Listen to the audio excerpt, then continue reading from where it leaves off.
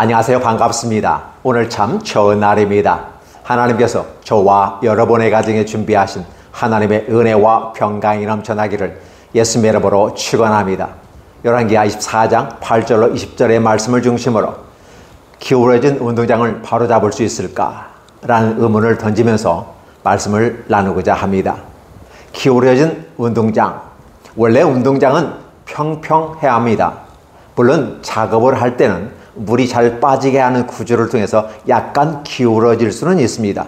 왜냐하면 운동장이 질퍽질퍽하면 운동장의 기능이 떨어지기 때문에 물이 잘 빠져서 항상 고실고실하여서 운동장의 기능을 잘 해야만 하는 것이죠. 지금 같은 경우는 잔디를 깐다든지 배수로 해야 하는 작업들을 통해서 안전하게 작업을 하지만, 그러나 땅 그 자체로 있을 때 그 운동장은 항상 약간의 경사가 쳐서 물이 잘 빠지면서 쉽게 건조가 되고 마를 그런 상태. 그래서 늘 운동장을 뛰어놀 수 있는 모습은 아름답습니다. 이 운동장은 약간 기울어져 있어야 된다라는 부분입니다. 아니면 가운데가 좀 높고 양쪽이 좀 살짝 기울기가 있으면 물이 잘 빠져서 좋은 운동장이 될 수 있습니다. 그런데 그 기울기가 너무 심하게 기울어졌다면 어떨까요? 그 운동장 사용할 수 있을까요? 사용할 수 없습니다. 거기에서는 특별히 줄다리기도 할 수 없습니다. 결국은 줄다리기는 평평한 곳에서 힘의 원리에서 서로 강한 사람이 땡겨가는 거기 때문에. 근데 기울어진 운동장이라는 개념은 중력의 힘에 의해서 기울어진 쪽에서 잡아당기면 이길 수 있지 않겠습니까? 그러니까 우리는 이러한 모습을 통해서 한 논문에서 기울어진 운동장이란 단어를 쓰게 되고, 결국은 이러한 것은 상징성을 가지게 됩니다. 빈익분 부익부의 어떤 현상 속에서 돌이킬 수 없는 상태. 가진 자들은 가졌고, 근데 그걸 놓을 마음이 없고. 왜? 노력해서 수고해서 얻은 걸 가졌으니까. 어떤 방식을, 정당한 방식이든지 부정한 방식이든지 이미 그들은 기득권의 세계 속에서 있기 때문에, 또 약자들은 아무리 가지려고 노력해도 너무 힘든 상태. 이게 저선 기울어진 운동장은 아닌가, 이렇게 생각을 해봅니다. 복지 영역 속에서 쓰는 하나의 내용이기도 하지만 어느 영역이든지 쓰게 됩니다. 그런데 그 복지 영역에 쓴 논문의 제목을 갖다가 제가 여기서 설교 제목으로 쓰고자 원하는 겁니다. 기울어진 운동장을 바로잡을 수 있을까? 우선 잡을 수 없다라는 결론을 한번 내려보고 싶습니다. 이미 기울어진 것은 인간의 노력과 수고에서 이루어질 수 있습니다. 당연한 겁니다. 왜? 인간이 하면 모든 것 가능합니다. 할 수 있다. 네, 가능합니다. 할 수 있다. I can do it. 요즘 많이 쓰는 단어 아니겠습니까? 자, I can do it. 할 수 있습니다. 근데 맞아요. 할 수 있어요. 할 수는 있는데 하지 않는 거죠. 왜? 가진 자들은 놓으려고 하지 않고 나누려고 하지 않습니다. 그러다 보니까 어렵고 힘든 거죠. 이러한 방식을 강제적인 방법으로, 타도의 방식으로 썼던 방식이 공산국가 아니겠습니까? 공산당은 있는 자들을 부르주아로 이해했고, 그걸 타도의 대상으로 해서 그것을 뺏어서 나누는 것이 평등이다라고 말하는 것입니다. 그럼 이러한 절차적인 부분 속에서 폭력이 난무하게 되고, 결국은 정당하지 못한 방식, 이렇게 되면 사실은 공산주의는 망한 거나 다름없다라고 볼 수가 있는 것이죠. 남의 것을 강제로 뺏어서 평등하게 만들 수는 없습니다. 있는 자가 자발적인 부분 속에서 내려놓는 것은 아름다운 것입니다. 그래서 우리가 할 수는 있으나 하지 않는 것이다. 그래서 기울어진 운동장을 바로잡을 수는 있지만 사람들은 바로잡을 의지가 없다. 특별히 항상 그런 개혁이라든지 어떤 능력을 감당할 때는 권력을 가지거나 부를 가지거나 지적인 능력을 가진 사람들이 자기의 가진 기득권들이나 그 능력들, 재물들, 권리들, 이걸 내려놓음으로써 좀 기울어진 운동장이 조금 정상화되지 않을까요? 사실 운동장 자체는 이미 정상화되는 개념이 완벽하게 평평한 상태가 오지는 않습니다. 약간의 기울어져 있어야 합니다. 그러나 심하게 기울어져 있을 때 우리는 이걸 위험으로 다가오게 되는 것이죠. 그래서 못 살겠다, 바꿔보자 이런 말도 나오게 되는 거고, 결국은 안 되는 건 안 된다는 거죠. 자, 오늘 이 단어가 오늘 본문하고 어떻게 연결이 될까를 생각해 봅니다. 하나님께서는 출애굽 때부터 지금 요시아 때까지를 바라보면서 참고 또 참고 또 참아왔습니다. 어떻게 참아왔을까요? 하나님의 참아오심은 5 굴곡이 있습니다. 첫 번째는 다윗 때 하나님은 놀랍게 그 길을 열어주셨습니다. 그리고 아울러 아사 왕 때, 그리고 여호사밧 왕 때, 히스기야 왕 때, 그리고 요시야 왕 때, 이 5 왕들을 중심으로 하나님은 참고 견디어 왔습니다. 근데 그 사이사이에 어떤 일이 발생했나요? 악한 왕들이 득세했습니다. 여러분, 악이란 건 무엇일까요? 악이라고 하는 것은 하나님으로부터 벗어난 것을 악이라고 말합니다. 하마르티아라는 죄를 쓰는데 이 죄것은 정점에 도달하지 않고 빗나갔다는 개념을 말하기 때문에 우리 정점은 누구일까요? 한 분 하나님, 그죠? 독생자 예수 그리스도, 그죠? 그분에게 우리가 맞아야 됩니다. 그렇지 않으면 벗어난 것을 죄라고 말합니다. 결국은 하나님을 떠난 자들에게서 다가오는 여러 가지 부분 속에서 오는 것들. 그래서 우리는 이러한 것을 악을 하나님을 떠났고 하나님을 대적하는 상황들, 이러한 것들에 의해서 지금 싸움이 벌어지게 되더라는 것이죠. 우리는 출애굽을 통해서 하나님의 백성, 선민이라는 단어를 선택했습니다. 아니, 그걸 선물로 받았습니다. 누가? 유대인들이. 역사적인 상황 속에서는 유대인이고, 영적인 의미에서는 오늘 저와 여러분들이 함께 하나님의 선민이 된 것 아니겠습니까? 그건 선물입니다. 하나님이 주신 거예요. 그런데 출애굽에서 참여했던 그 야곱의 후손들이, 이스라엘 사람들이 과연 하나님의 선민이었는가라고 물어보고 싶습니다. 선민이라는 개념은 하나님과의 약속, 즉 출애굽 때 언약한 그 언약을 따라 가게 될 때 선민의 법적 효력이 나타납니다. 그들은 율법을 지키지 않았습니다. 계명을 지키지 않았습니다. 율례를 따르지 않았습니다. 달리 말하면 하나님을 떠나버렸고 하나님과 관계없는 삶을 살았습니다. 이렇게 삶을 살아가는 그들에게 나타나는 현상들이죠. 그럼에도 불구하고 하나님은 늘 그래도 운동장은 평평한 게 좋은 거 아니겠어? 모든 사람이 평평하고 모든 사람이 평등하게 행복하게 삶을 살아가는 걸 원했습니다. 그래서 때로는 그 위급한 상황 속에 있을 때도 하나님은 자신의 선지자들을 통해서 그 길을 열어주시고, 사사시대에는 사사를 보내서 그를 잡아주셨습니다. 달리 말하면 악한 모습 가운데 하나님이 뒤엎어버리고 싶은 것, 이미 기울어진 운동장은 조금만 신경 쓰면 까딱하면 넘어져 갑니다. 근데 하나님께서 그걸 딱 손가락질 하나만 눌러도 그냥 엎어지는 상황인데, 하나님은 그 엎어지는 상황 속에서 누구를 보냅니까? 사사를 보냅니다. 하나님의 사사들, 하나님의 판관자들을 보내서 그 시대를 판결하고 악한 것을 징치하고 다시 기울어지는 땅을 잡아놓는 작업들을 했습니다. 그런데 어느 한순간에 또 인간의 욕심과 야망과 욕망이 운동장을 더욱더 기울어 가게 만들어버립니다. 이러한 상황 속에서 사사기가 지나고, 그래서 우리에게 왕을 세워주셔서 라고 말하면서 열왕기가 시작되고, 그러나 여러 왕들 보면 그렇게 합당한 왕이 없었어요. 사울왕 초대왕 미쳐버렸습니다. 인간이 세운 왕이 어떠한 결과를 가져오는지를 보여주는 거죠. 그 모습을 바라본 다윗은 내 아버지 장인이 그렇게 미쳐버리는 모습을 보면서 나는 왕도 필요 없고 아무것도 필요 없다. 사울 왕은 그 나라를 위해서 어떤 걱정과 근심을 가지고 스스로가 그 일을 해결해 보려고 노력했는데 결국은 남는 것은 미친 것밖에 없어. 그러면 나는 차라리 왕을 하지 않고 정상적인 몸으로 살아가는 게 좋지 않을까? 하나님, 내게서 주의 성신을 떠나게 하지 마옵소서. 주의 성령을 내게서 떠나가게 하지 마옵소서 라고 하나님께 간절히 기도하는 모습을 우리 바라보면서, 하나님은 다윗에게 성령도 충만하게 주시거니와 그 나라도 아름다운 나라로 만들어 주셨습니다. 어떻게 만들어 주셨습니까? 자그마한 나라, 약속의 땅에서 이제 그 나라를 확장시키는 통일 왕국으로 만들어 버린 것입니다. 굉장히 큰 나라로 부강하게 만들어 버렸습니다. 이렇게 하나님은 축복을 해 주셨습니다. 그럼에도 불구하고 그 아들 솔로몬 후기 때에 가면 그 나라가 뒤집어집니다. 그래서 결국 나라가 뒤집어지려는 상황이 어떤 발생해요? 그 나라를 하나님은 엎어버리기는 엎어버리는데 어떤 식으로 엎어버렸냐? 나라가 쪼개어지는 모습으로, 즉 10지파와 2지파로 나누었는데 보니까 분위기상 솔로몬이 하도 잘했어요. 그런데 후반부에서는 그가 하나님을 떠나버렸다는 말을 쓰게 됩니다. 솔로몬은 초기의 삶은 신앙의 삶이었고 하나님과 함께하는 삶이었습니다.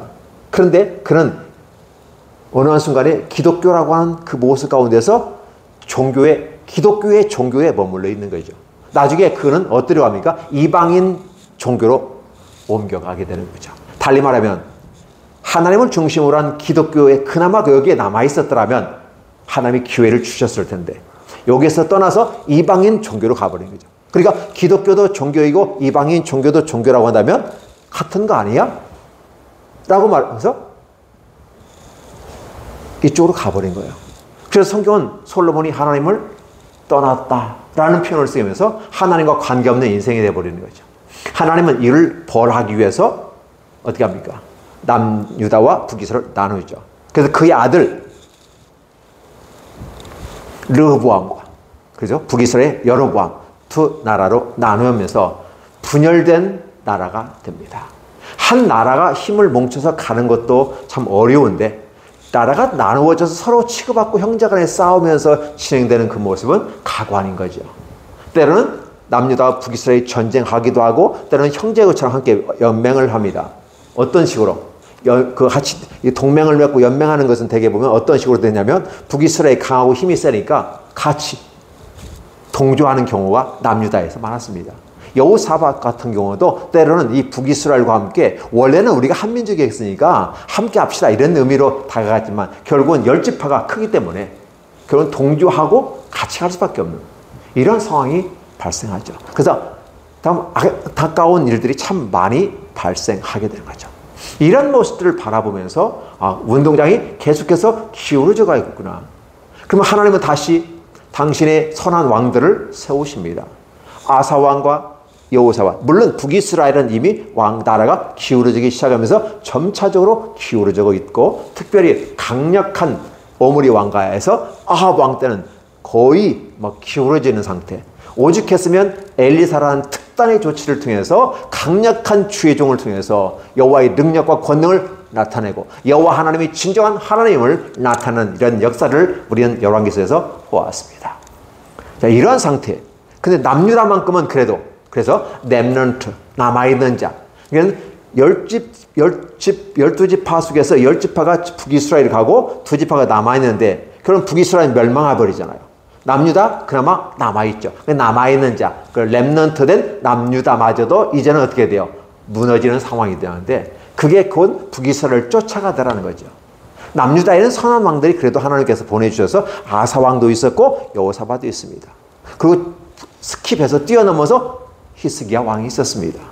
그리고 히스기야 아들 므낫세와 아몬은 악한 모습 속에서 히스기야가 평평하게 만들어 놓고 정상 궤도에 올려놓는 그 상태. 물론 완벽한 상태는 아닙니다. 히스기야도. 그럼에도 불구하고 아들 므낫세와 손자 아몬은 57년의 모든 과정 속에서 다시 기울어진 운동장을 만들어 버렸어요. 이런 상황. 그래서 마지막에 하나님께서는 요시야를 통해서 어떻게 합니까? 잡아봤다. 근데 요시야 때는 하나님께서 은혜를 베푸셨는데 무한한 은혜를 베푸셔서 아사와 여호사밧 때 히스기야 때도 못했던 산 땅들을 다 부셔버려요. 그러니까 다윗의 왕 솔로몬이 만들었던 산 땅들 있잖아요. 전통을 따라서 외교적인 문제 때문에 헐어버릴 수 없는 상태에 있는 이 산 땅들마저 싸그리 만들고 북이스라엘이 참겼던 베델과 그 위쪽까지 올라가면서 종교 계획을 하고 정상적인 우상들을 타파해버리고 삶 현장에서 가정 수호신이라고 할 수 있는 드라빔까지 다 제거, 파괴해버리는 이런 모습들을 보면서 와, 하나님의 마음을 시원하게 한 요시야의 모습이었습니다. 하나님의 특단의 조치였다. 300년 전부터 예언되어 주셨고 그래서 그 이름까지도 300년 전에 지워줬어요. 그래서 그 요시야 왕이 와서 개혁을 함으로써 이 기울어진 운동장을 다시 한번 붙잡아서 역사가 계속해서 존속될 수 있도록 하나님은 만들어 주셨습니다. 그럼에도 불구하고 요시야가 그렇게 하나님의 마음을 시원하게 하고 기울어진 운동장을 다시 잡아놓았는데도 불구하고 므낫세의 악함과 아몬의 악함을 하나님은 아시고 더 이상 이제 기울어진 운동장을 다시 원상복귀하기가 힘들다. 내가 출애굽 때부터 시작해서 너희를 선민 삼아서 함께 언약을 맺어서 왔는데 너와 함께 약속을 지켜야 되는데 쌍방 언약이니까. 그런데 너희는 이미 파괴해버리고 없애버리고 떠나버렸어. 그럼에도 불구하고 약속을 지킨 하나님은 끝까지 가려고 했는데 결국은 이 시점에 와서 하나님은 므낫세의 악함을 보시고 사실 므낫세의 악함이라는 개념은 므낫세 한 인간의 한 통치 기관의 악함도 있지만 출애굽 때부터 시작해서 사사기와 열왕기 상하에서 오는 그 모든 과정 속에서 인간의 악한 행위를, 그 악한 행위는 결국은 여호와를 대적하고 여호와를 떠나버리는 사건들, 그렇죠? 이 사건이 전철되다 보니까 역사의 현장 속에 운동장은 기울어졌다는 거죠. 그러면 이 기울어진 운동장을 하나님이 붙잡아 주시면 다시 원상 회복이 됩니다. 오늘 저와 여러분이 바랄 것이 여기 있어요. 인간의 노력과 인간의 수고로 말하면 이 역사를 이끌고 이 역사를 바로잡아 간다? 말할 수 있습니까? 없습니다. 인간은 단지 노력할 뿐이고 인간은 단지 수고할 뿐입니다. 인간의 니마에 땀을 흘리고 수고하고 노력할 뿐입니다. 그리고 그 결과를 먹을 뿐입니다. 그러나 그 걸음을 인도하시는 이는 하나님이라고 말하는 것이죠. 여태껏 출애굽 이후로 하나님은 그렇게 기울어진 운동장을 다시 원상복귀 수없이 원상복귀를 해왔습니다. 그런데도 그들은 깨닫지를 못하고 여호와를 떠나고 대적하게 되는 것이죠. 이걸 우리는 악이라고 말합니다. 그래서 때로는 성경적인 악은 여호와를 떠난 것이 악이지만 일반적인 악한 모습은 어떤 모습으로 보일까요? 원론적인 차원에서 죄는 하나님을 떠나는 것이 죄입니다. 그런데 이 땅의 삶을 살아가면서 악의는 뭐냐면 순간의 선택이에요. 내가 여호와를 선택할 건가 말 것인가라는 선택이에요. 내가 하나님을 선택할 것인가 바알을 선택할 것인가 라는 거예요. 역사 현장 속에서 분명히 하나님은 하나님의 선지자를 통해서 하나님의 세운 일꾼들, 선한 개왕들을 통해서 영적인 뚝박을 다시 세우고 회복하는 과정을 만들어 왔어요. 기울어진 운동장을 다시 잡아주고 다시 잡아주는 모습을 했어요.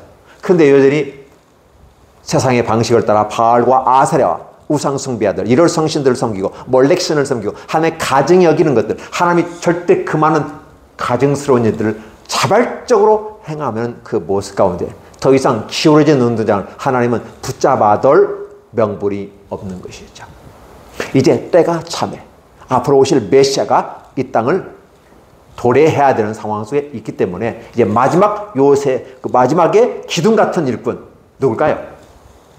요시아를 통해서 잡아 놓았습니다. 그럼에도 불구하고 그는 젊은 나이에 장렬하게 애굽왕 바로 느고와 싸우면서 전사하게 되고 그의 아들 그렇죠? 여호아스, 둘째 아들 여호아스, 첫째 아들 여호야킴, 그렇죠? 그러면 그의 아들 여호야김, 그리고 다시 마따니아라고 하시는 시드기야 이름으로 개명되는 그가 바로 요시아의 동생 아니겠습니까? 결국 나라가 남유다가 멸망한다는 것입니다. 그렇게 요시아를 통해서 하나님은 계획했음에도 불구하고 그 므낫세의 죄, 그리고 그 므낫세가 온 인류의 죄, 선민의 인류적인 그 죄를 하나님은 더 이상 참아볼 수가 없었다. 너무나도 죄가 가득 찼더라. 이게 어느 정도 쳐야 이게 수평이 맞는가? 양팔 저울을 보면 이게 맞아떨어져야만이 됩니다. 약간의 어쩌기 왔다 갔다 할 수도 있어요. 이 상태가 참 좋은 겁니다. 그게 어떻게 보면 정의라고 말할 수도 있겠죠. 근데 이게 한쪽으로 기울어버리면 어떨까요? 죄악의 무게가 더 심해지고 농도가 더 심해지면서 기울어져 버리는 것. 우리는 그걸 기울어진 운동장이라고 표현했을 때 하나님은 그걸 마저 잡아주실 수 있는 힘이 하나님에게 있고 하나님의 능력이 있습니다. 그런데 하나님의 그걸 손을 놔버린다면 어떨까요? 완전히 기울어지는 거 아니겠습니까? 대한민국에 보면 이조 역사에 무너짐의 그 현장 속에서도 각종 많은 의병들과 순국 선열들이 함께 일본과 맞서서 나라를 구해보려고 독립군이 해봤지만 결국은 되지 않고 어림에 가버리는 거죠. 한 나라의 운명이 완벽하게 기울어지는 상태에서 나라를 잃어버리고 끝나버리는 겁니다. 오늘 남유다 역시 마찬가지라는 거죠. 역사의 현장 속에서 하나님께서 허락하신 그 기간 안에 기회를 놓쳐버리면 이미 끝나버리는 거죠. 히스기야를 통해서 개혁을 어느 정도 해놨고 그럼 요시아를 통해 완벽하게 해서 하나님의 그나마 뜻방의 어떤 기둥 같은 역할들을 감당하고 무너지는 이스라엘의 역사, 남유다의 역사를 막아버리는 그런 뚝 같은 역할, 말뚝 같은 역할로 하나님께서 박아놓았지만 흘러나오는 그 악한 세력들의 그 힘에 의해서 결국은 뽑혀버리고 말뚝까지 뽑혀버리고 남유다까지 없어져 버리는 사건들, 이것을 저는 기울어진 운동장 속에서 잡을 수 있을까? 잡을 수 없었다. 하나님의 때가 참해 결국은 이스라엘의 역사, 아니 남유다의 역사는 결국은 역사의 현장 속에서 사라져버리게 되고 그들의 추억 속에, 역사라고 하는 추억 속에서 교훈은 인간이 선택한 인간의 방법에 의한 것은 행복이 있을 수는 없구나. 잘못된 선택과 그 부조리 속에서도 하나님이 붙잡아 주시니까 그나마 남유다가 여태껏 이어왔다는 사실을, 그나마 하나님께서 기울어진 운장을 잡아주셨기 때문에 왔는데 이제는 더 이상 기회가 없더라는 거죠. 그래서 오늘 이런 본문들은 결론적으로 뭐 합니까? 여호아하스가 3개월 했습니다. 여호야긴 11년 했습니다. 그의 아들 여호야긴 3개월 했습니다. 그의 삼촌이죠? 시드기야 11년 했습니다. 3개월, 11년, 3개월, 11년. 똑같이 대비가 됩니다. 이게. 그들의 통치 기간 동안에 결국 한 건 뭐냐? 아버지 요시아를 따라갔다는 말이 아니라 그의 선조들의 악한 행위, 여호와 보시기에 악한 행위를 그들이 했던 그렇죠? 여기서 했던이잖아요. 했던 것들을 그대로 답습했더라. 그러니까 어떻게 해요? 악한 길을 답습하니까 악한 결과가 오는데 나라가 그만한 기울어진 상황 속에서 더 기울어질 수밖에 없고, 하나님은 마지막에 그런 보호장치를 잡아당겨 해주셔야 되는데 하나님은 손을 놔버리는 거죠. 그러면 어떻게 돼요? 기울어진 운동장은 더 이상 정상화될 수가 없더라. 그래서 우리가 여기서 교훈할 수 있는 건 뭐냐면, 인간의 노력과 수고로 분명하게 잡을 수 있습니다. 예, 잡을 가능성도 있어요. 또 잡아야 됩니다. 그래야 우리가 평등하게 행복하게 살 수 있기 때문에. 그러나 이미 기울어진 운동장, 하나님이 역사의 주관자 아니겠습니까? 인간의 노력과 수고에서 역사가 움직여지는 것이 아니라 하나님이 그 역사를 붙잡고 있는 거죠. 그래서 기울어진 운동장을 하나님이 붙잡고 정상화시켰다가 다시 인간이 악해지는 과정 속에서 다시 정상화시키는 작업. 그러니까 이 작업을 보시는 거예요. 여러분이 이 눈이 열려진다면 하나님께서 어떻게 하든지 인간들에게 이 땅에서의 삶도 행복한 삶을 살게끔 하기 위해서 평평한 기울어지지 않은 운동장을 잡아주시려고 노력을 하는데, 여전히 인간의 욕망과 욕심과 야욕이, 탐욕이 우상숭배에 이르기까지 하며 여호와를 떠나게 되고 여호와를 대적하게 되고 하나님과 관계없는 삶을 살게 될 때 더 이상 하나님은 희망을 잡을 수가 없는 거죠. 그동안은 그래도 견디고 그래도 기회 한번 주자, 그래도 한번 주자 해서 왔던 것입니다. 그런데 이제는 끝이라는 거죠. 우리가 갈라디아 4장 4절에 때가 참에 메시아가 이 땅에 왔다고 합니다. 기록된 말씀에 따라서 그러면 하나님의 때라는 게 있어요. 그래서 우리가 이 기울어진 운동장을 잡을 수 있느냐 없느냐 장담할 수 없어요.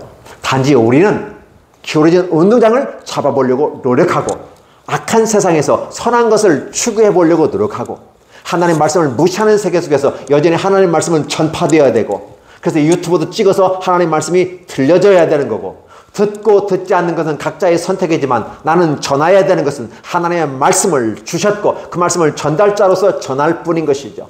그러면 그 말씀을 듣는 자들이 복이 된다면 그 말 들을 것이고, 듣는다면 기울어진 운동장은 평평해진 운동장이 될 것이지만, 하나님 말씀을 듣지 않고 말씀을 버려버리고 하나님을 대적하게 된다면 여전히 운동장은 기울어져 버리는 것입니다. 교회의 모습은 무엇일까? 바로 바로미터입니다. 이 세상이 얼마만큼 악해졌는지를 볼 수 있는 바로미터입니다. 교회에서 하나님 말씀이 정상적으로 선포되어지고 그 말씀을 실천해보고 그 말씀을 통해서 하나님 백성으로 입증해보려고 개혁의 그 기치를 높여들고 함께 열심히 주님 앞에 달려가는 이런 노력한 모습들이 보여질 때 하나님은 그 모습이 예뻐서 다시 한번 기울어진 운동을 잡아주시지 않을까? 한국 교회를 잡아주시지 않을까? 한국이란 이 나라를 잡아주시지 않을까? 세계 속에서 이제 어떻게 한국을 다시 한번 수평으로 잡아놓고 힘차게 나가게 만들어 주실까? 이런 것을 우리는 꿈꿔보는 것이죠. 그런데 그러한 현장 속에서 인간의 노력과 수고는 하나의 노력과 수고일 따름이고 함께 협력해서 어떻게 만들어갈 것인가라고 하는 것이 우리의 역사적 사명인 것입니다. 그러나 하나님은 그것을 이루게 하시기도 하고 부셔버리기도 하는 것입니다. 독립운동 한다고 해서 되는 게 아니에요. 하나님이 독립운동 시키기라도 그냥 돼요. 에레미야를 통해서 그 말씀을 해주셨잖아요. 이 나라가 어떻게 하나님 이럴 수 있습니까? 라고 했을 때 너 나라를 위해서 기도하지 마. 이미 내가 나라를 종쳤어. 그 때문에 차라리 포로로 끌려가. 70년 동안 내가 후에 다시 회복시킬 때 그때 회복시킬 거야. 그러나 지금은 넌 나라를 위해서 기도도 하지 말고 독립운동도 하지 마라. 이 말씀을 듣고 백성들에게 가르쳐야 되겠는데 이 말씀을 하면 백성들은 매국노라고 말해요. 예레미야를 감옥에 가두고 힘들게 하고 그래서 예레미야는 눈물로써 그래서 눈물의 선지자가 될 수밖에 없는 그런 상황이 발생하게 되는 것이죠. 그러나 하나님은 이스라엘에 결코 손을 떼지 않는다. 인간의 악함과 인간의 욕망과 탐욕이 하나님을 떠나는 악한 이런 것들이 결국은 기울어진 은장을 만들어서 파탄에 이르지만 다시 하나님은 다시 회복시키겠다. 70년 만에 다시 회복시키겠다는 약속을 주시면서 간다는 사실을 기억해 주시기 바랍니다. 결국은 70년이 되면 하나님이 알아서 자기 백성을 회복시켜가는 과정, 다시 기울어진 은장을 다시 정상으로 잡아가는 이 작업을 하시겠다고 예레미야에게 얘기했고 다니엘은 그 말씀을 들었기 때문에 하나님 앞에서 하루에 3번씩 기도하면서 그 나라를 사모하면서 나중에 포로 회복이 되죠. 1차, 2차, 3차에 걸쳐서 포로들이 돌아와서 예루살렘을 다시 재건해가는 이러한 과정 속에서 희망을 다시 한번 주시면서 그러나 나라는 이미 잃어버렸고 그럼에도 불구하고 진정한 왕이 누군가? 인간이 세운 왕조에 의해서 왕이 되어지는 게 아니라 앞으로 오실 메시아가 진정한 왕이라는 사실을 다시 한번 기억하게 하면서 하나님은 포로로 끌려간 자들 여기에 보니까 어떻게 돼요? 왕과 왕의 어머니와 왕의 아내들과 그의 고관 대작들, 내시들 그리고 기능사들, 그 싸울 만한 사람들, 좀 똑똑하거나 아니면 건강한 사람들 싸그리 잡아가고 독립운동을 할 수 없는 힘들고 어렵고 육체적으로 약하고 정신적으로 약한 그런 사람들만 남겨두어서 폐허가 된 땅으로 만들어버리는 이러한 모습으로 놔둬버리는 거죠. 그러나 70일에 만에 하나님은 회복한다는 다시 약속을 또 한번 예레미야에게 주시고 이 말씀을 또 다니엘이 듣고 사드락과 메삭과 아벳느고가 함께 나라를 위해서 기도하고 어떻게 하면 하나님의 백성 나라가 다시 회복될 것인가? 그 회복이 되는 그 기울어진 은장을 다시 잡을 수 있는 분은 인간이 아니라 왕이 아니라 진정한 왕이신 하나님 한 분밖에 없다는 사실. 그분이 돌이킨다는 거죠. 그래서 1차, 2차 역사 현장 속에서 다시 돌아오게 하신 하나님의 역사를 여러분이 바라보시다면 와, 우리 하나님 참 멋지다. 우리는 이 자리에서 무엇을 해야 되냐? 하나님, 내가 할 수 있는 일이 무엇일까를 하나님께 묻고 말씀에 기록된 대로 살아보려고 노력하고 믿음을 입증해버리고 내가 하나님의 사람이라는 사실을 입증해보려고 노력하고 수고하는 것입니다. 말씀을 전하고 기도하고 성경을 읽고 그 말씀대로 살아보려고 노력하는 이 모습들, 오늘 이게 우리의 모습이에요. 이런 모습 가운데 하나님은 기뻐하셔서 우리의 기울어진 운동장을 잡아주시지 않을까요? 힘들고 어려운 환경을 바로 잡아주시지 않을까요? 저는 그렇게 믿어집니다. 오늘 이 한국 사회가, 이 한국이라는 나라가, 아니 한국 교회가 어떻게 바르게 가고 바른 길을 제시할 수 있을까? 특별히 하나님의 선민들이 바르게 서면 하나님은 우리 선민을 때문에 다른 이방인들을 믿지 않는 자들을 하나님은 사랑하십니다. 오히려 세상 이방인들이 믿지 않는 자들이 교회를 걱정하고 있는 이러한 세대 속에서 하나님은 눈을 감고 있는 것은 아닐까 생각해 보는 거죠. 아니, 눈을 감고 있다고 바라봐야만 할 것입니다. 그러나 이제는 우리가 하나님 내가 죽게 된 것을 기억하지 않습니까? 우리를 돌아보지 않습니까? 주님께서 말씀하시죠. 피곤한 몸으로 배 고물에 앉아서 배 선미잖아요. 그래서 쿠션을 가지고 주무시고 있는데 파도는 막 일어나고 그렇죠? 스콜이 막 일어나요. 그럴 때 우리가 죽게 된 걸 돌아보지 않습니까? 그랬을 때 예수께서 말하죠. 바람아, 파도야, 잠잠하라. 그게 꾸짖으니까 바람과 파도가 잔잔해집니다. 고요해졌다. 그들은 말하면 그가 누구이기에 바람과 파도도 잠잠하게 하는가? 라는 걸 합니다. 우리 안에 계신 예수 그리스도, 우리 인생의 배에, 우리의 삶의 배에, 역사의 현장 속에서 그 배에 주님이 계시는 거죠. 어떻게 보면 주님이 주무시고 있는 것처럼 느껴집니다. 그러나 주님은 주무시지만 주무시지 않는 것이죠. 우리에게 하시는 말이 있어요. 너희가 어찌하여 믿음이 믿음이 없느냐? 믿음이 적은 자여. 라고 말한 모습을 우리는 기억한다면 이 기울어진 운동장을 다시 잡을 수 있는 건 누구다? 우리 주님이시다. 하나님이시다는 사실을 기억해 주셨으면 좋겠습니다. 정치가가 잡을 수 있는 것도 아니고 경제인이 잡을 수 있는 것도 아니고 법률가가 잡을 수 있는 것도 아니고 지식인이 잡을 수 있는 것도 아니다. 단지 우리가 여호와의 말씀을 듣고 회개하고 그 말씀을 따라서 다시 여호와의 말씀에 언약의 백성으로 선민으로서 바르게 살아갈 때, 그렇죠? 하나님은 기회를 주시지 않을까요? 저는 그렇게 생각하고 믿습니다. 오늘 저와 여러분이 이 길을 함께 가셨으면 좋겠습니다. 믿고 가는 겁니다. 나의 믿음을 입증하는 것입니다. 인생이라고 하는 부분은 내 인생을 어떻게 살아갈 것인가, 내가 기독인으로서, 내가 그리스도인으로서 성숙한 신앙인으로서 삶을 살아가면서 나의 삶을 입증하는 것이에요. 그래서 좀 더 현재보다는 미래, 그렇죠? 과거보다는 현재, 현재보다는 미래가 더 나아지는 모습으로 내 인격과 내 삶과 내 자존심을 낮추고 자존감을 향상시키며 하나님 말씀을 따라 살아가는 하나님의 선민들, 마치 다윗이 하나님 앞에서 그렇게 추구했던 것들, 바로 다윗이 추구했던 것을 요시아가 추구하고 있다는 거예요. 요시아가 추구하는 걸 메시아가 추구하고 있는 거예요. 결국은 뭐냐면 앞으로 오실 메시아는 다윗을 통해서 오시더라는 거죠.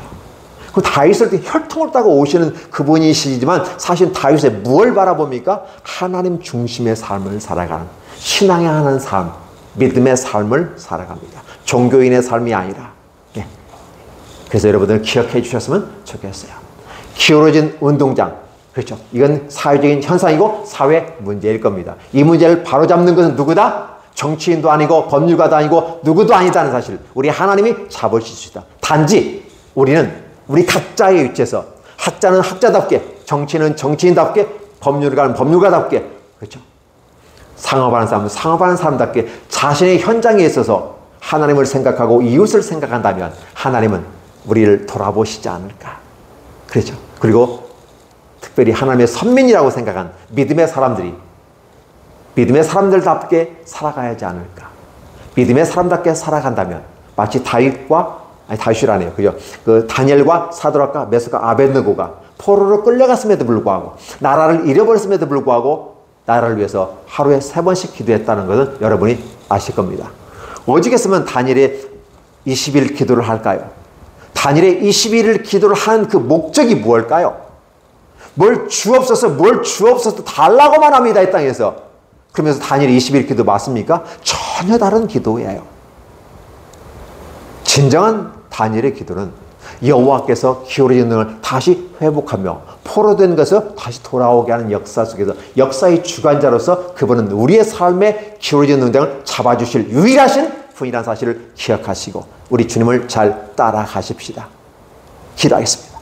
하나님 아버지 감사합니다. 주님을 잘 따라가는 아름다운 믿음의 사람들이 되게 하시고 기독인이 되고 그리스도인이 되게 하여 주시옵소서.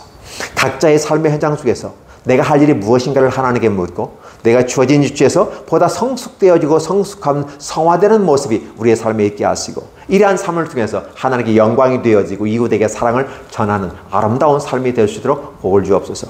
우리 부천 지구촌 교회가, 부천 연합교회가 그렇게 하나님 앞에 쓰게 하시고 또 함께 섬기는 목사님과 아울러 우리 성도들이 이러한 복을 함께 누릴 수 있도록 축복해 주시옵고, 오늘 이 유튜브를 통해서 말씀을 듣는 모든 사람들에게도 함께 동의하는 모든 자들에게 하나님의 놀라운 축복이 있게 하여 주시옵소서. 예수님의 이름으로 축복하며 기도하옵나이다.